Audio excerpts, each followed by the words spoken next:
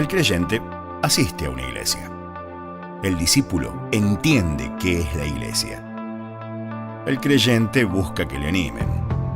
El discípulo busca siempre animar. El creyente reclama que le visiten. El discípulo visita. El creyente piensa en recibir. El discípulo piensa en dar y servir. El creyente murmura y reclama. El discípulo obedece y actúa. El creyente lee la palabra. El discípulo enseña la palabra.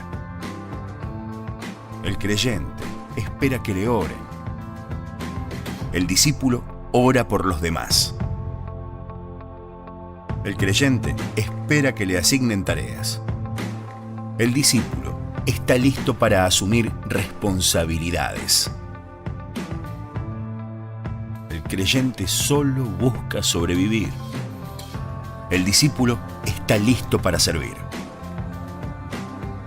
El creyente se entrega en parte. El discípulo entrega su vida entera. Para el creyente, Jesús es Salvador. Para el discípulo, Jesús es Señor. El creyente suma. El discípulo multiplica. Los creyentes son revolucionados por el mundo. Los discípulos revolucionan el mundo. El creyente tiene como meta llegar al cielo.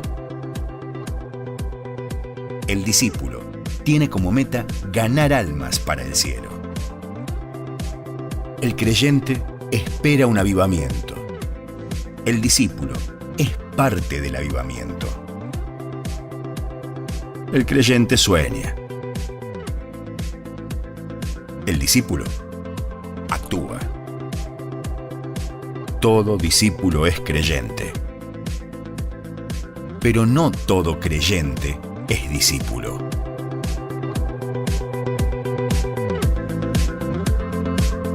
¿Vos sos creyente o discípulo? ¿Qué querés ser?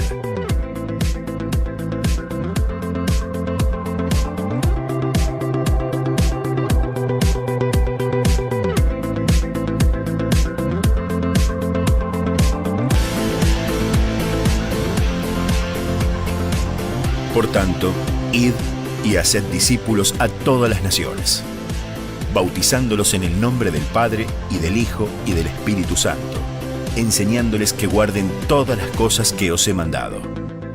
Mateo capítulo 28, versículos 19 y 20. Pensé esta tarde que no iba a poder llegar porque me dio de esos farachos de gripe, pero el Señor fue fuerte y poderoso. Y aquí estamos en el nombre de Cristo Jesús. Un poco afónico, pero bien, gracias al Señor, bien, porque Él es bueno. Qué bueno es escuchar el poder de la palabra.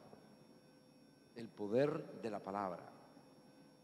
Me gusta lo que estamos escuchando porque es una época marcada por la emoción y la sensación.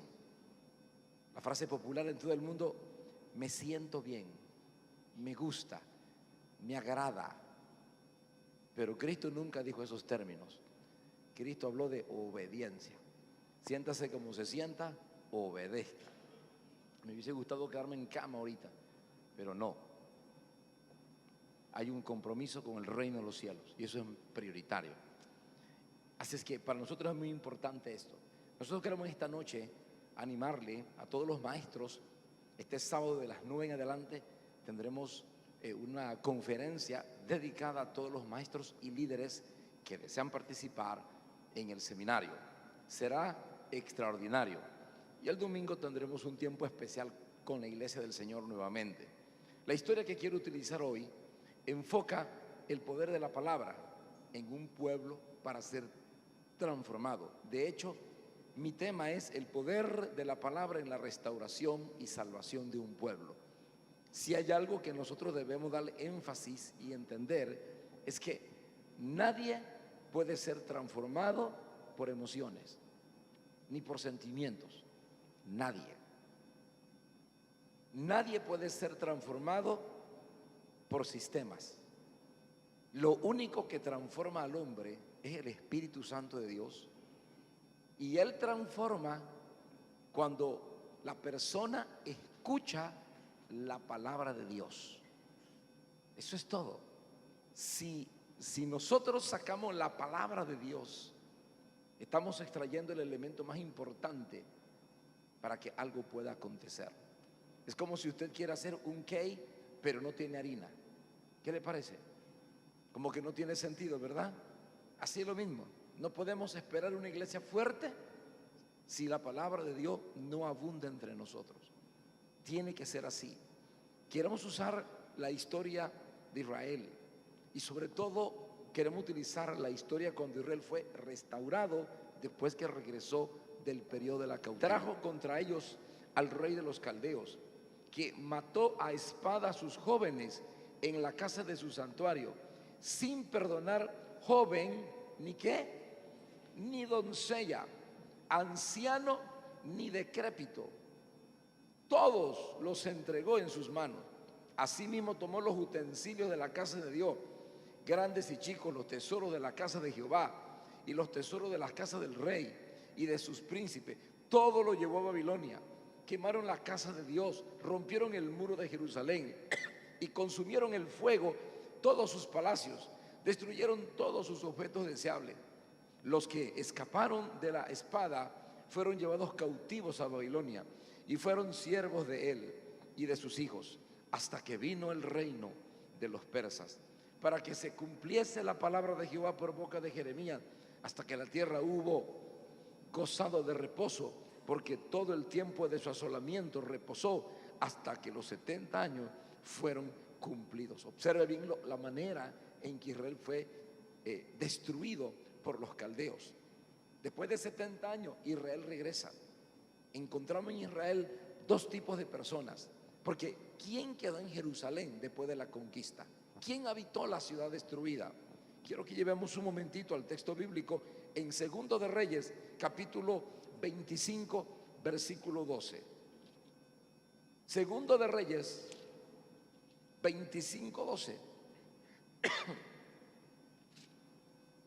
Este texto le va a describir quienes habitaron en Jerusalén, quienes vivieron allí después de la cautividad. ¿Lo tiene?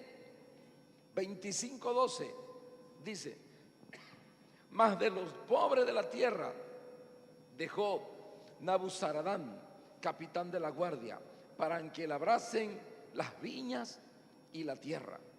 ¿Quiénes quedaron? Los pobres. Todos los pobres dejó. El pobre tenía un problema grave, no podía estudiar. Por lo tanto, Jerusalén quedó habitado por un número de personas sin capacidad intelectual para poder desarrollar la formación dentro de Israel. Esa fue la nación que quedó. Gente pobre que sobrevivía. Nadie pensaba en conocer la ley ni enseñarla, no se podía. Después de un tiempo, a los 70 años, nuevamente regresa parte de los que se fueron a cautividad a Jerusalén. Este grupo era diferente, porque este grupo ahora tenía una capacidad formativa. Ellos habían vivido bien, prosperaron en Babilonia, y muchos de ellos eran grandes hombres intelectualmente. Llegaron y se mezclaron, pero ahora el pueblo tenía dos necesidades, y no olvide las dos necesidades. Primero, necesitaban el templo, un lugar de reunión. No había templo, había sido destruido. ¿Por qué, pastor, el templo en la antigüedad era tan importante? ¿Por qué era tan importante? Tengamos en cuenta el proceso de la manifestación de Dios hacia el hombre. El primer lugar que Dios habitó, ¿cuál fue? Con el hombre, el huerto del Edén. Allí hizo su lugar. Tenía comunión con Adán y Eva hasta que éste pecó. Después de allí, el otro lugar donde Dios habitó, permanecía, fue en el tabernáculo, que lo construyeron Moisés en su época. El tabernáculo, allí habitaba Dios y tenía comunión con su pueblo a través de sacrificios. El tabernáculo desapareció porque entraron en la tierra de Canaán. Y ahora en la tierra de Canaán hay un templo, el templo de Salomón. Pero este templo, cuando Israel fue conquistado por los caldeos, fue arrasado por completo. Por lo tanto, no tenían un lugar de comunión con Dios. No lo tenían. Nosotros hoy entendemos que cuando el templo fue destruido, porque no se olvide, fue restaurado el templo, pero en el año 70 después de Cristo, la historia dice que el general Tito, el general romano, rodeó por un año a Jerusalén y la destruyó, la arrasó, piedra sobre piedra fue arrasado el templo. Ahora la pregunta es, ¿qué hizo Dios cuando el templo donde él habitaba para tener comunión con su pueblo fue destruido? Levantó el último templo, y ese templo es usted y soy yo, porque somos templo del Espíritu Santo. Ahora, aquí la cosa se le fregó al diablo, porque todos los demás templos fueron destruidos por Satanás, ¿no es así? Todos fueron arrasados. Resulta que ahora todos nosotros somos templo del Espíritu Santo, y cuando Satanás logre matarte, lo único que hace es que acelera tu viaje a la presencia de Dios, porque tú y yo somos del Señor, somos habitación de Dios. Pero en este momento para Israel el templo era importantísimo por tres razones. Primero, porque era el lugar para tener paz con Dios. Eso era importante. A través de los sacrificios había paz con Dios. Segundo, era el lugar, le llamamos así, era un lugar de encuentro humano divino. Los hombres llegaban y tenían comunión con Dios a través de los sacrificios y los sacerdotes. Y en tercer lugar, era un lugar de paz y tranquilidad. Para Israel en este tiempo el templo era de alta prioridad.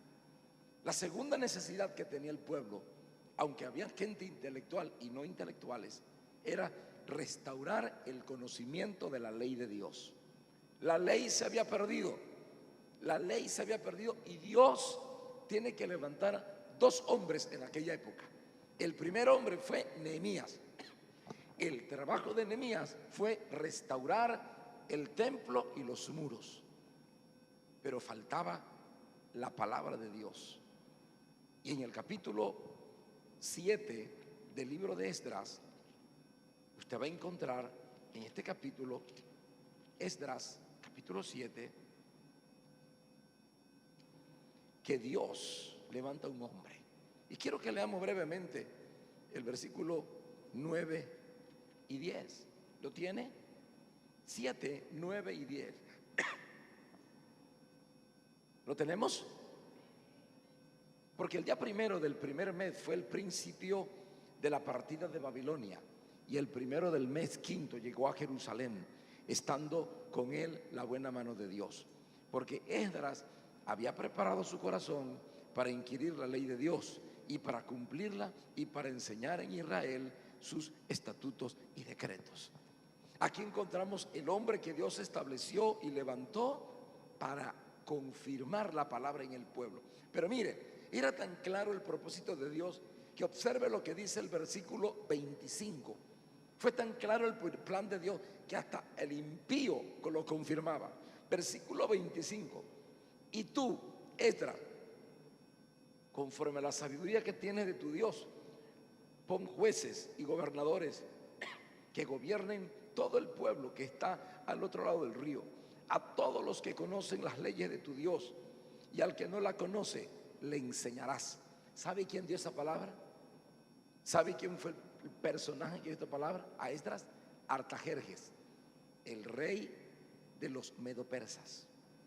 El mismo Artajerjes llama a Esdras y le dice: tú le enseñarás a la gente. Está hablándole de un impío, porque cuando Dios tiene un propósito, hasta el inconverso usa para mostrarte el camino. ¿No es así? Me acuerdo bien en Panamá que una jovencita se me fue de la iglesia y después regresó a la iglesia llorando. ¿Qué te ocurre, hija? Pastor, me fue tan mal. Pero ¿qué te ocurrió? Pastor, estaba en pleno baile de la discoteca Y en pleno baile ahí moviendo el cuerpo, un muchacho me miró y dijo: ¿y tú qué haces aquí? Tú no eres, lárgate para la iglesia, que tú no eres de aquí. Pastor, ni el diablo me quiere.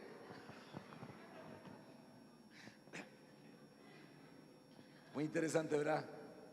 Cuando Dios quiere hacer las cosas, las hace a su manera.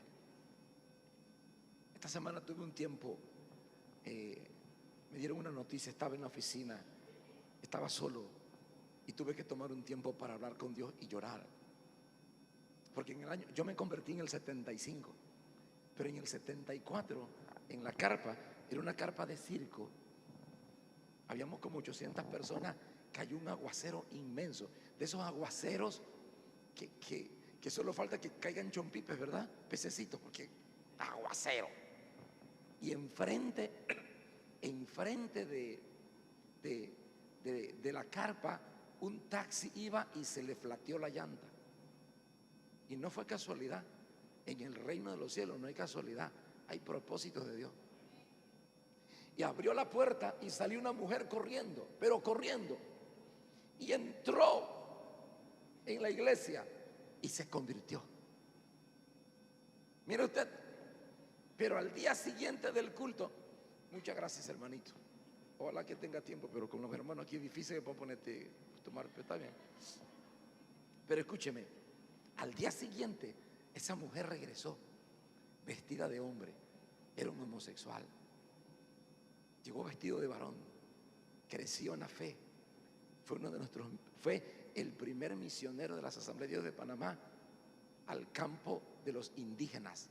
Allá se fue a meter después que conoció a Jesús. Fue un milagro. Pero ayer me llamaron y me dijeron: Edgar, te tengo que dar una noticia, pero Alcides Barrera, ayer lo enterramos. Y me dio mucha tristeza y a la vez me dio alegría, porque sé que muy pronto le veremos en el reino de los cielos. Fue un milagro, él fue un milagro. Dios es un Dios sobrenatural. Y si alguno piensa que es una religión, se equivocó. Dios, el evangelio, es poder de Dios. Predique la palabra, enseñe la palabra. Porque hoy en nuestras iglesias la gente llega y sigue en pecado. ¿Por qué la gente llega y no hay cambio? Porque no están predicando la sana doctrina. Pablo decía: no me avergüenzo del evangelio, es poder de Dios.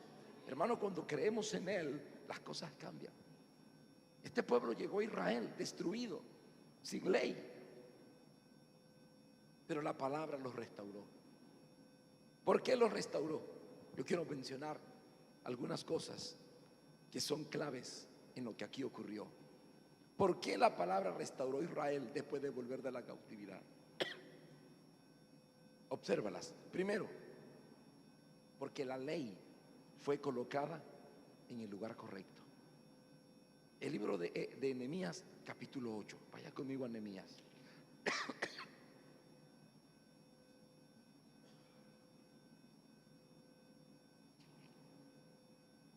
Algunos de mis grandes amigos en Panamá han muerto ya.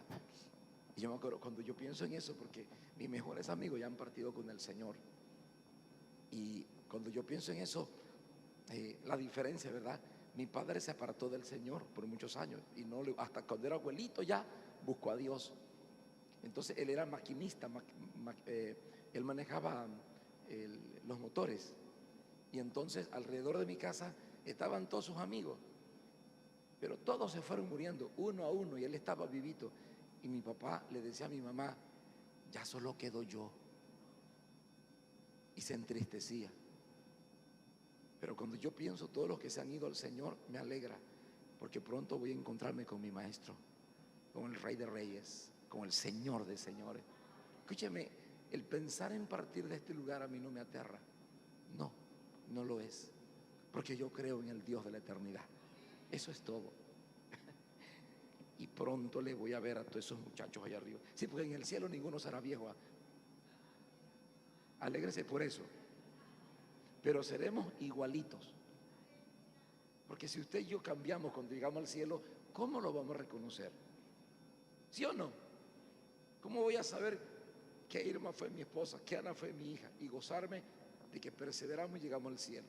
¿Cómo? Pero lo vamos a reconocer, porque lo que ocurrirá es que este cuerpo será glorificado. pero el aspecto físico será igual. Pastor, no me gusta esa ñata que tengo.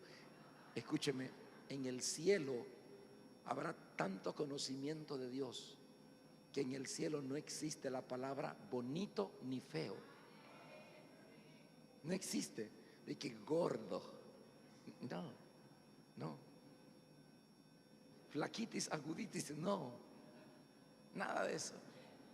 Seremos glorificados y nuestra mente no pensará en lo terrenal como lo hacemos ahora. Tendremos una mente celestial. Esa es nuestra esperanza. ¿Por qué esta palabra restauró a Israel? Primero, porque la colocaron en el lugar correcto. Capítulo 8 del libro de Nehemías, ¿lo tiene? Vea lo que dice el versículo 1 y 2. Venido el mes séptimo, los hijos de Israel estaban en sus ciudades, y se juntó todo el pueblo como un solo hombre en la plaza que está delante de la puerta de las aguas. Y dieron a Esdras, el escriba, que trajese el libro de la ley de Moisés, el cual Jehová había dado a Israel. Y el sacerdote Esdras trajo la ley, ¿dónde? Delante de la congregación. Observe, lo primero que hicieron fue que colocaron la palabra delante del pueblo. No sé usted qué opina, pero me preocupa nuestra época, donde en algunos cultos, oiga, yo he ido a cultos donde se cantó 2 horas. 2 horas se cantó. Se comió por 1 hora. Se dieron 20 minutos de anuncio. Media hora más levantando la ofrenda, que hasta que aburre. Y como el tiempo pasó, lo que yo le llamo un mensaje a la conciencia. 5 minutos de la palabra. Yo he estado allí. O si no, dice el pastor, que el sinvergüenza no se preparó. Dice, siento de Dios que debemos solo alabar a Dios. Bonito. Yo dejé todo para venir a escuchar la palabra y el tipo se le ocurre solo cantar. Oiga, si es por cantar me voy para mi casa, hermano. Pero la palabra tiene que estar en el lugar que le corresponde. Debemos estudiarla. Nunca demos más importancia a la alabanza o a la ofrenda o a los testimonios, a los especiales que tienen, ellos aportan y fortalecen el valor de la palabra, pero la palabra tiene que tener prioridad. Si hay un gran programa en la iglesia y viene Juan Palote a cantar, María Escopeta tiene un poema, ¿sí? Pedro Escopeta tiene también un testimonio. Hay 21.366 especiales, todos pasan a cantar, y ya hay cantar y cantar, y especial y poema, y ya la gente está cansada. Escuche, cuando hay un gran programa, muy grande, que la palabra sea primero.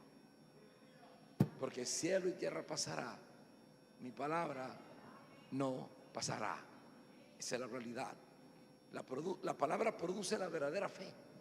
Dice Romanos 10:17, la fe viene por el oír por la palabra del Señor. Trae convicción a nuestro ser interior. Y escuche, para mí lo más importante en la iglesia hoy es la convicción. Hace unos días hablé con una familia que decidió no volver más a la iglesia. Y le visité. Y no sé qué pensaba él, pero yo fui claro con él al decirle, quiero que sepas, hermano mío, que yo no te prediqué para llenar el templo. Yo te prediqué para que cuando Cristo venga te vayas para el cielo, sea aquí o en otra iglesia, pero no te quedes. Mi meta no es llenar la iglesia, porque yo no hago nada con una iglesia llena si cuando Cristo venga todos nos quedamos. De nada me sirvió. Predicamos para que los hombres se vuelvan a Dios. Y oré por él y lo bendije. Tranquilo, la próxima vez que te encuentre me invitas a un café. Listo, pastor. Y oramos y nos despedimos. Porque escuche, Dios, yo quiero que tengas bien claro lo que te voy a decir en esta noche.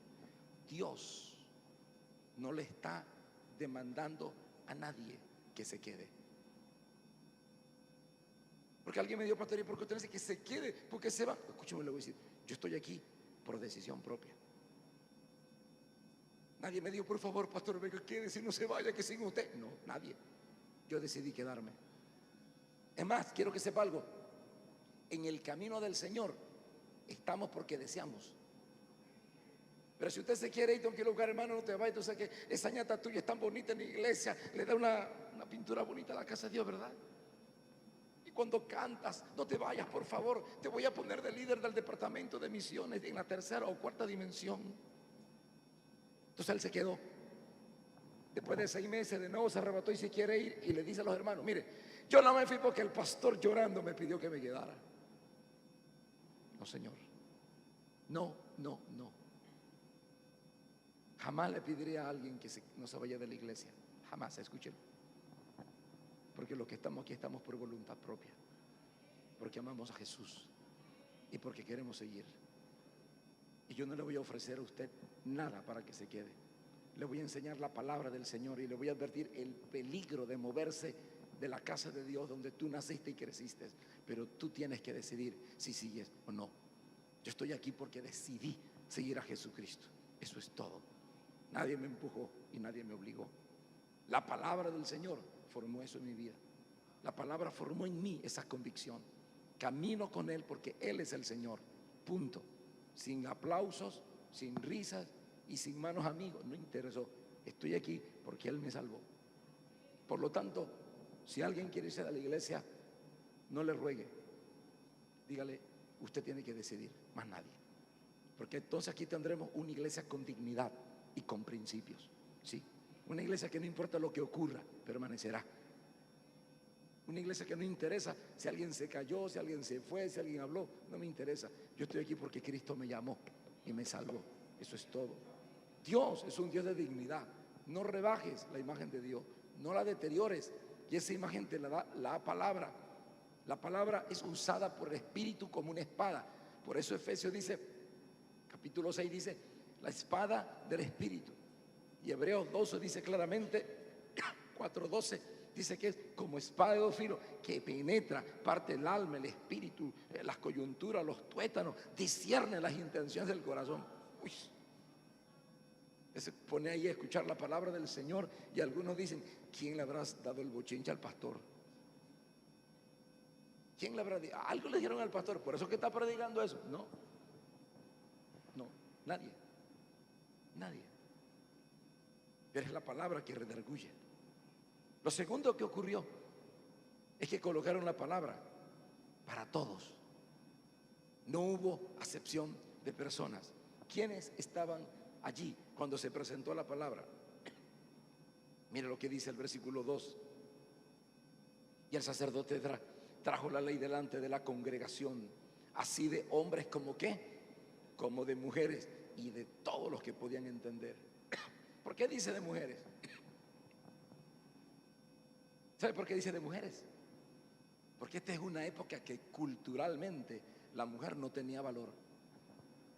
O sea, el hecho de que el escritor dijera delante de hombres y mujeres llama la atención, porque en aquella época las mujeres estaban en casa. Por eso usted va a ver que estamos en el Medio Oriente todavía.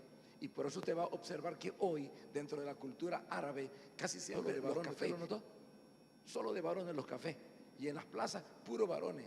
Y las mujeres allá, en otra esquina, en las escaleras, se reúnen. ¿Pero por qué? Porque era cultural. Y en aquella época era cultural. La mujer no tenía valor. Mas, sin embargo, Israel, cuando fue a leer la ley, dice que estaban hombres y mujeres, porque no hay acepción de personas.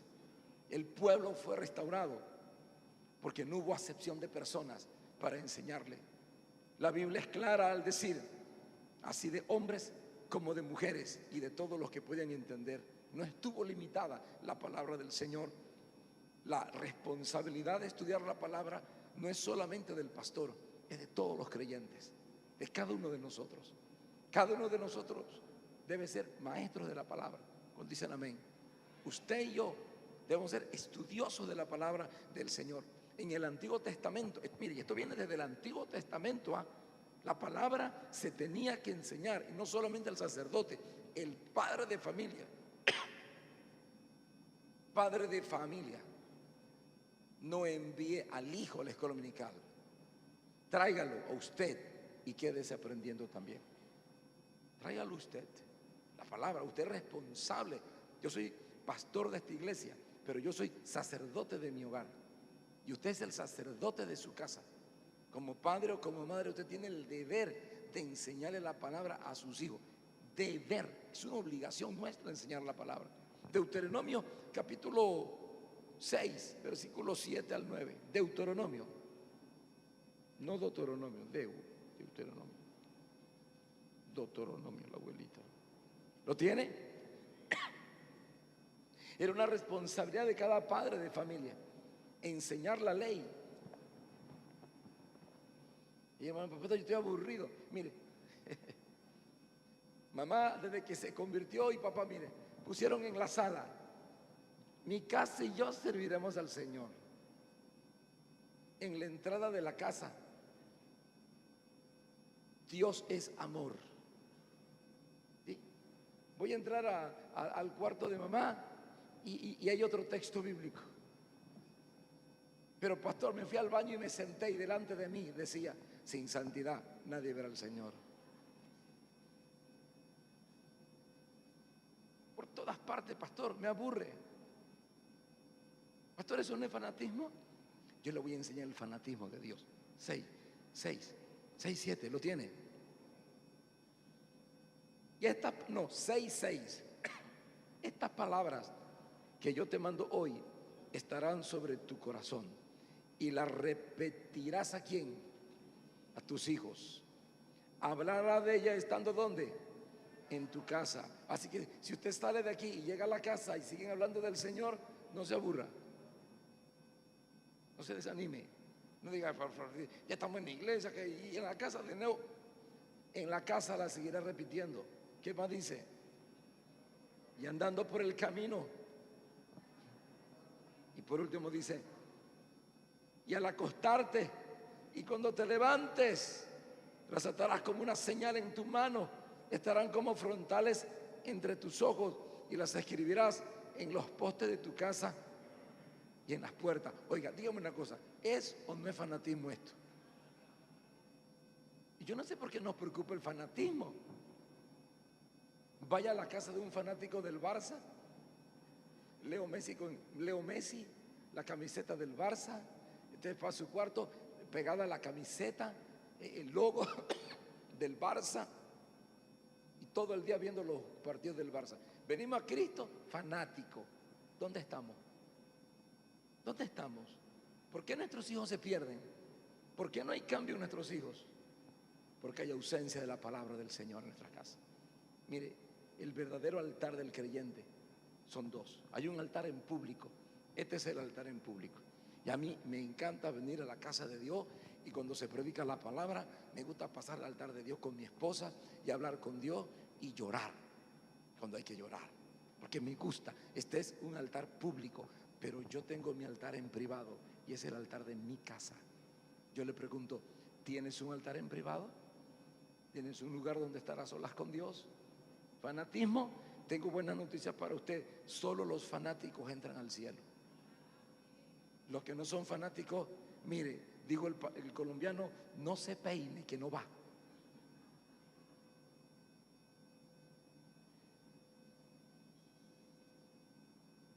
Por último, en tercer lugar, quiero que sepa que la palabra transformó, no solamente porque estuvo en primer lugar, no solamente porque no hubo acepción de personas para recibirla, pero la palabra del Señor transformó porque ellos tomaron tiempo, mucho tiempo para estudiar la palabra. Capítulo 8, versículo 3. Esta era la escuela dominical de ellos. ¿Lo tiene? Dice: estoy leyendo Deuteronomio, disculpe. Esdras capítulo 8, versículo 3. Usted estaba en Deuteronomio, ¿verdad? Yo también.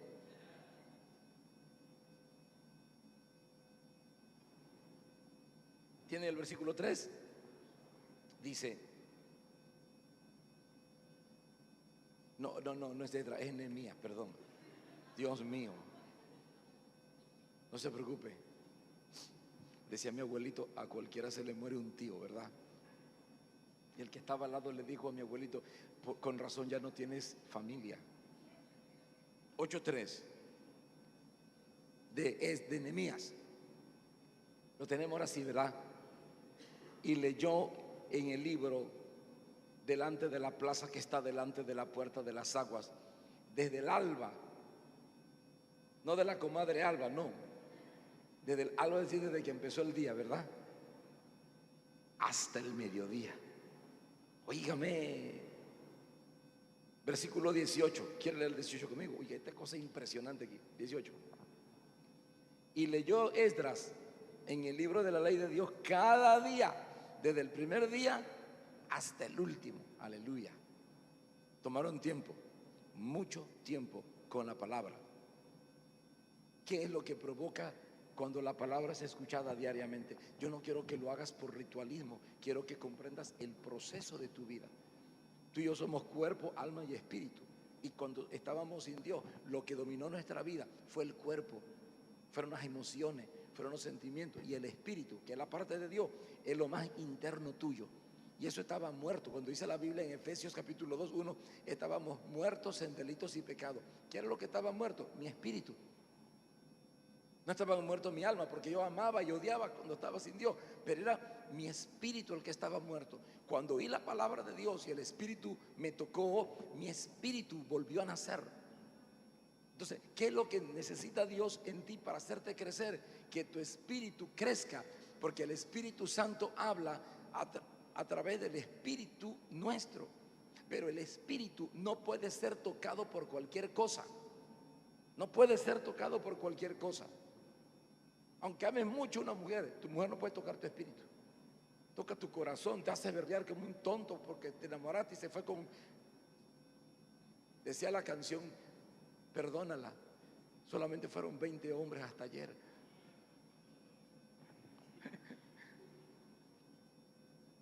Y cuando alguien se enamora locamente o ama mucho a su hijo, si algo le hacen, lo destruye. Pero el espíritu no puede ser tocado por esas cosas. El espíritu, que es la parte de Dios, es tocada y cultivada por la palabra de Dios. Que cuando el creyente no estudia la palabra correctamente y diariamente y se sienta a leerla y a meditarla, su espíritu queda pequeñito. No hay capacidad de percepción de Dios. Y ha nacido de nuevo. Ha nacido de nuevo, pero sigue siendo un chiquillo. Por eso uno encuentra a un creyente de 20 años. Óigame, qué tristeza. Pastor, de 20 años. Pastor, ¿usted cree que me puedo casar con Juanita? Y Juanita es convertida. No, bueno, ella es impía todavía, pero bueno, se convierte con... ¿Cómo? 20 años y tú me estás preguntando si te puedes casar con un impío. ¿Qué le faltó? Crecimiento. Por eso hay un mensaje que se titula Pigmeos Pentecostales. Porque no crecen. No crecen. ¿Sabes el pigmeo, verdad? Los pigmeos es una raza de indiecitos chiquititos en Australia, pequeñitos, y echan barba y son viejitos, pero chiquititos, son pigmeos. Y de repente el creyente queda como un pigmeo, chiquitito. No, oiga, y atención, no le estoy hablando de ministerio, porque algunos piensan, bueno, si soy pastor, si soy diácono, crecí. Mentira. Yo he conocido pastores que siguen siendo pigmeos todavía. Y son pastores. Eso no es lo que le quiero decir. Es el crecimiento del creyente. Tu espíritu solo, mire, el conocimiento de Dios solo se desarrollará y crecerá en tu espíritu. Y cuando tu espíritu crece en el conocimiento de la palabra del Señor y es fortalecido, la imagen de Dios toma control de tu vida. Es allí donde se desarrollan los ministerios poderosos. Es allí donde comienzan a fluir los dones del Espíritu Santo. Pero eso amerita sacrificio de parte suya y mía. El Espíritu solo es tocado por la palabra. Porque por eso dice que Padre Filo penetra, parte el alma y el espíritu. Cristo dijo, las palabras que yo te hablo son espíritu y son vida. Creyente que no medita la palabra no puede crecer. Creyente que no tiene tiempo para leerla y estudiarla no podrá entender el tiempo en que vivimos. Vive desapercibido totalmente. Viene la prueba y no sabe por qué. ¿Qué me ocurre? El creyente en Cristo Jesús sabe por qué está el problema encima. Y puede decir, pastor, me cayó la teja, pero yo sé por qué. Dios me dijo que, oiga, y dice, este tipo está conectado con el Rey de Reyes. El espíritu es cultivado por la palabra. Y lo segundo que cultiva el espíritu es la verdadera adoración. Que no es cantar, es postrarnos y reconocer que Él es el Señor. Tengo que preguntarte, ¿cuál fue la última vez que llegaste a tu casa y te tiraste al suelo? Y le dijiste, Señor, soy tu esclavo. Tú eres el rey y yo soy tu esclavo. venga tu reino y haz tu voluntad.